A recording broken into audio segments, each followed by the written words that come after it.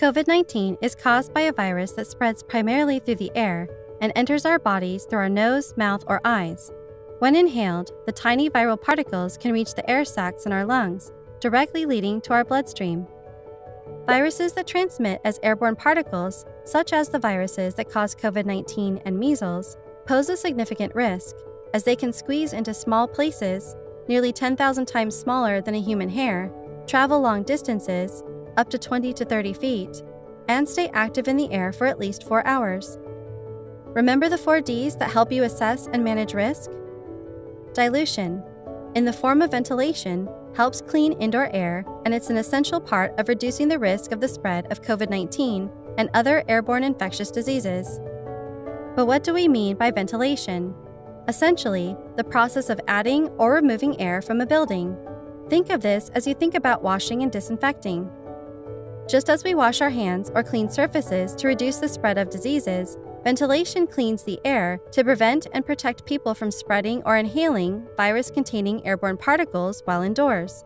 By adding clean outdoor air, we can dilute the concentration of virus-containing aerosol particles and reduce the risk for people inside the building.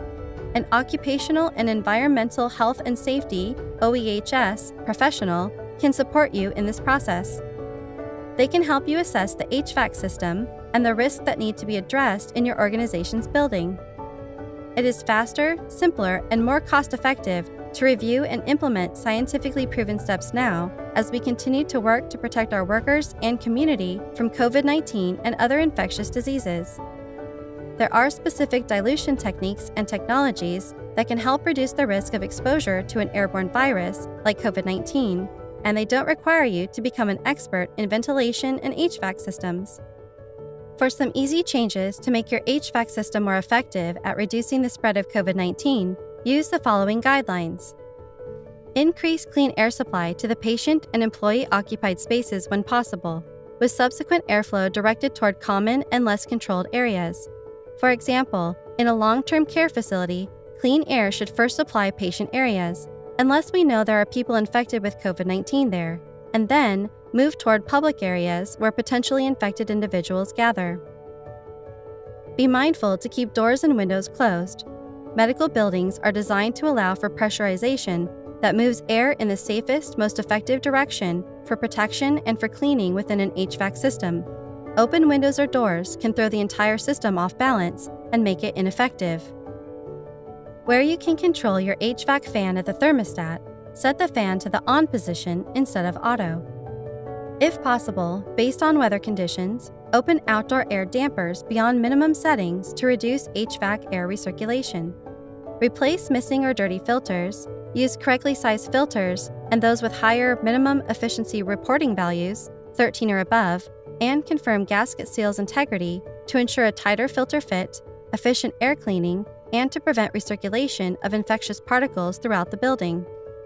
If you do not have an HVAC system, you can't change yours, or the one you have is too old, there are some things you can do to increase ventilation in a room and reduce risk. Add filtered air cleaners to your space. Portable HEPA filtered air cleaners can help capture airborne virus particles. Be sure to place the air filter in the area being used by people and close to them. Use a ceiling fan.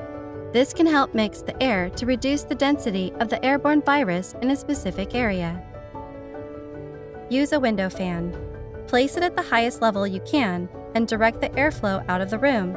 This removes potentially contaminated air from that space.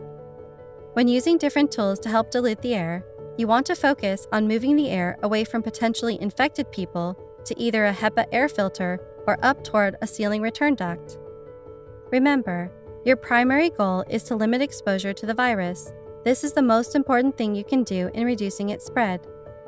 Adding or enhancing air dilution indoors, where people are at risk, is a simple and effective way to ensure that your organization reduces the risk of transmission of airborne diseases, prevents potential liabilities, and increases trust from your community.